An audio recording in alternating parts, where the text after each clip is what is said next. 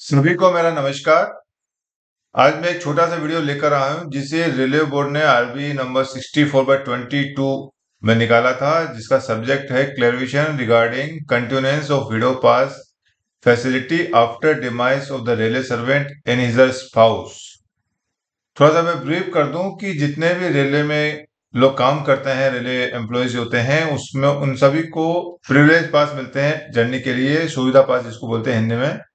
तो railway employees में gazetted और नॉन गजेटेड, जितने भी नॉन गजेटेड रेलवे एम्प्लॉय हैं उनको एक साल में 3 पास मिलते हैं और गजेटेड ऑफिसर को 6 पास मिलते हैं। और जो भी रेलवे एम्प्लॉयज आइदर ऑफिसर हो या ग्रुप सी स्टाफ हो, उसकी डेथ के बाद उसकी वाइफ को जो पास मिलते हैं उसको बोलते हैं विडो पास। तो ये इसी के ऊपर ये आज का वीडियो बना रहा हूँ। ये रेलवे बोर्ड ने इसी के ऊपर क्लेरिफिकेशन निकाला है। तो मैं जरा सा ब्रीफ और कर दूं कि अभी तक नियम यह था कि कोई भी रेलवे कर्मचारी, उसको पास मिलते थे 3 पास या 6 पास, और रिटायरमेंट के बाद उसका आधा हो जाता था, 50% हो जाता था। कॉम्प्लीमेंट्री पास जनरली 2 मिलते हैं ग्रुप सी को, और गजेटेड को 6 का 3 पास हो जाता है। और उसके बाद रिटायरमेंट के बाद अगर कोई पेंशनर एक्सपायर हो जाता है तो उसकी वाइफ को फिर विडो पास मिलता था। तो उसमें जो कॉम्प्लीमेंट्री पास हो चाहे विडो पास हो, उसमें जनरली जो रूल मैं भी आपको दिखाऊंगा थोड़ी देर बाद, उसमें लिखा हुआ है कि जो पोस्ट रिटायरमेंट कम्युनिटी पासेस होते हैं उसमें सिर्फ एम्प्लॉय, उसकी वाइफ और उसके बच्चे ही एलिजिबल होते हैं। इसके अलावा कोई एलिजिबल नहीं होते। स्पेशली बता दूं, डिपेंडेंट रिलेटिव भी एलिजिबल नहीं होते, अलाउ नहीं होते हैं।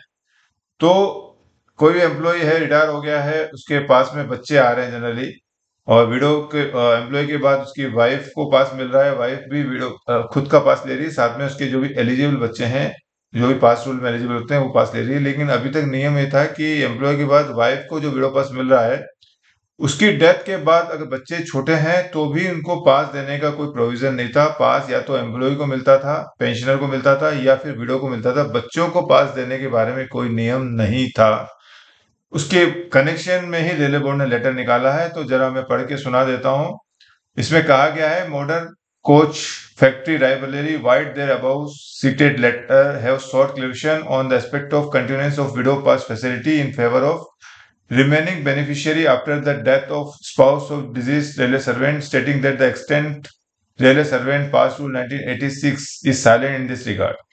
तो मॉडर्न कोच फैक्ट्री रायबरेली ने रेलवे बोर्ड से कुछ क्लेरिफिकेशन मांगा था कि कोई भी कर्मचारी, उसकी वाइफ भी अगर एक्सपायर हो जाती है तो उनके बच्चों को पास देना है या नहीं देना है, उसके बारे में हमें बताएं, क्योंकि इस बारे में पास मैनुअल साइलेंट है, यानी पास मैनुअल में इसके बारे में कोई जिक्र नहीं है। The family which lost both the parents during covid pandemic and facing severe hardship have also represented for continuance of widow pass facility। तो अभी आपको जैसे मालूम होगा, हाल में ही कोविड-19 आया था, जिसमें हस्बैंड वाइफ या माता पिता दोनों की डेथ हो गई थी और बच्चे रह गए थे। वैसे मामले में भी बच्चों के कई तरह के रिप्रेजेंटेशन प्राप्त हुआ बोर्ड को कि ऐसे मामले में बच्चे अभी छोटे हैं तो उनको पास फैसिलिटी दिया जाना चाहिए।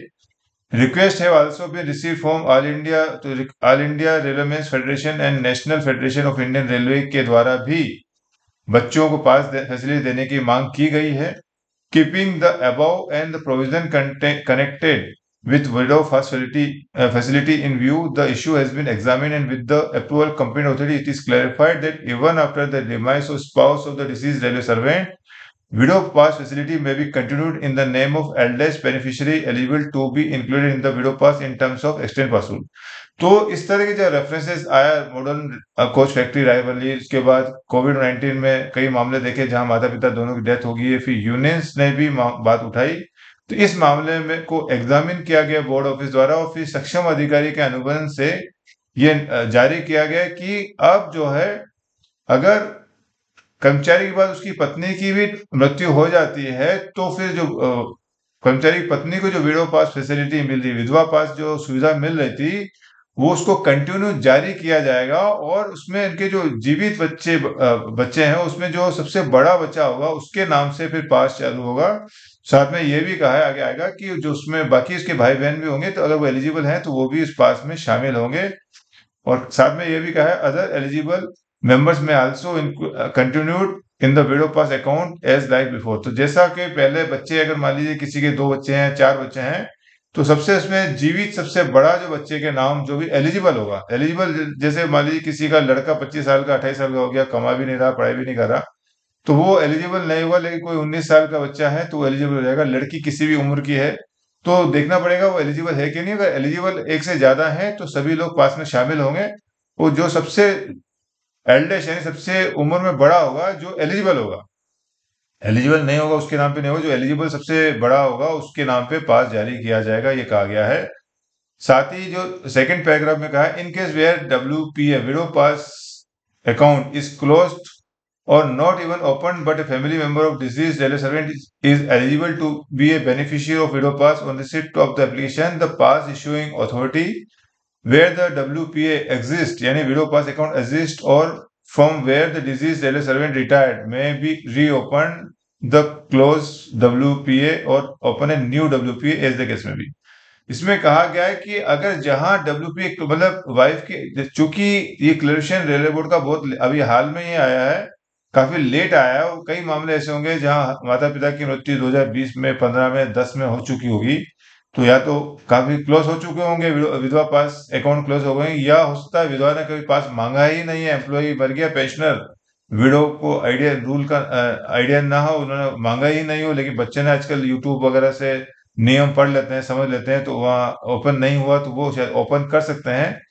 तो इस तरह की बात इसमें कही है। तो इसमें कहा गया है जैसे receipt on receipt of application, जिससे उनकी तरफ से एप्लीकेशन रिसीट होती है, तो pass issuing authority where the WP exist और from where the deceased railway servant retired. इसमें दो बातें कही है कि अगर जो विडो पास मान लीजिए कोई ले रही है, विडो जहां से भी ले रही है, या तो वो वहां अप्लाई करे, यहाँ जहाँ कर्मचारी रिटायर हुआ है वहां अप्लाई करे, दोनों में कहीं पे भी वो अप्लाई कर सकता है, कहीं से भी उसको ओपन किया जा सकता है।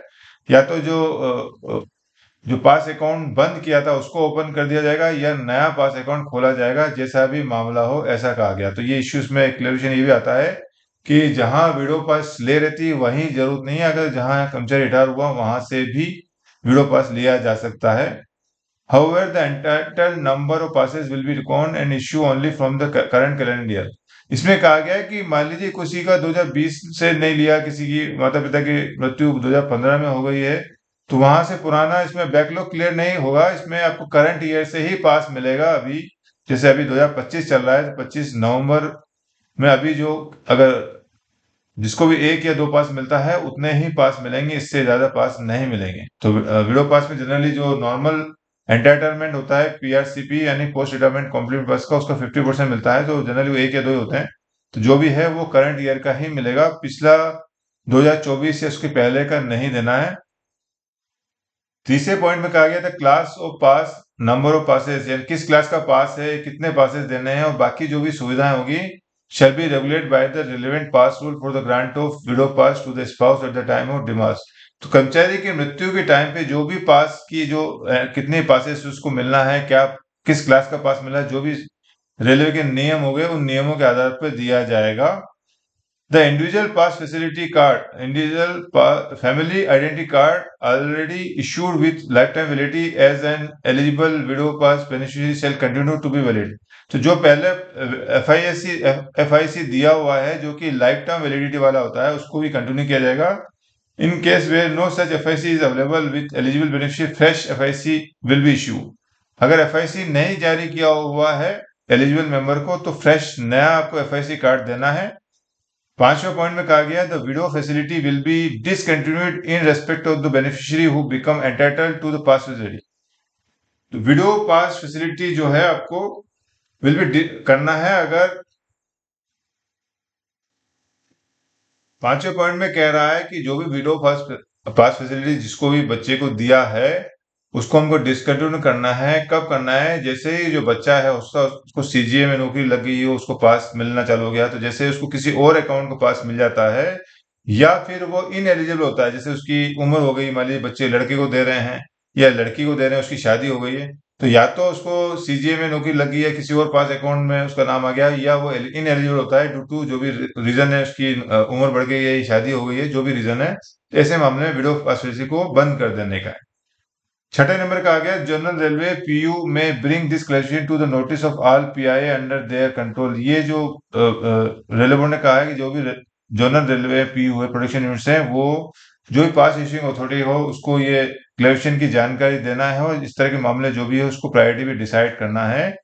सातवां जो सबसे इम्पोर्टेंट है, this issue with the concurrence of finance direction. इस क्योंकि हमारा पास जो होता है मनी वैल्यू आइटम होता है, तो इसमें फाइनेंस की कंकरेंस भी लिया गया है।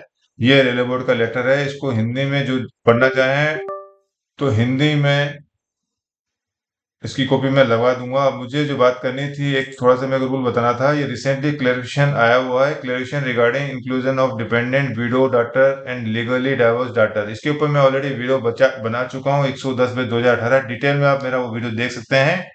ब्रीफ में इतना ही बता दूं कि पास के अंदर लीगली डाइवोर्स डॉटर और विडो डॉटर जो भी होते हैं उनको भी एलिजिबल किया है, लेकिन इसमें कहा गया 2003 में गलती से डिपेंडेंट दिखा दिया था। चूंकि डिपेंडेंट रिलेटिव पास पोस्ट रिटायरमेंट कॉम्प्लीमेंट पासेस और विडो पासेस में एलिजिबल नहीं है, तो इसको डिपेंडेंट ना मानकर फैमिली मेंबर मानना है, ये कहा है इस लेटर में। और साथ में देखिए यहाँ पे क्लियर लिखा हुआ है कि as far as PRCP is concern in terms of provisions COL 3(1) of Schedule 4, PRCP can be issued to railway servant for self, wife, husband and children only, subject to the same condition applicable to the railway servant।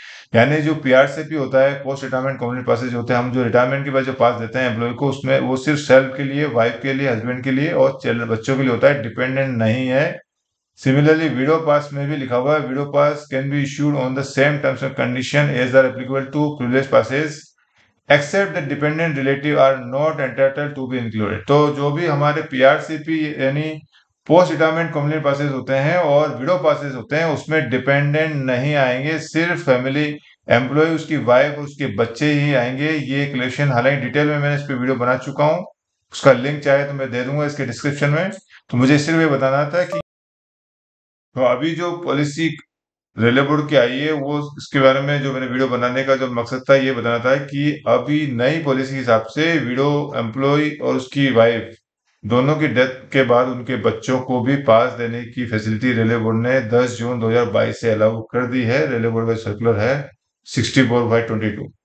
तो इसी के साथ मैं अपना ये video समाप्त करता हूँ। इस तरह अलग अलग सब्जेक्ट पर जानकारी के लिए मेरे जो चैनल को आप सब्सक्राइब करना ना भूलें। अगर आपको मेरे वीडियो अच्छे लग रहे हैं, साथ में लाइक और शेयर भी करते रहें ताकि ज़्यादा से ज़्यादा लोगों को इस नियमों की जानकारी हो। वीडियो देखने के लिए बहुत बहुत धन्यवाद। Thank you.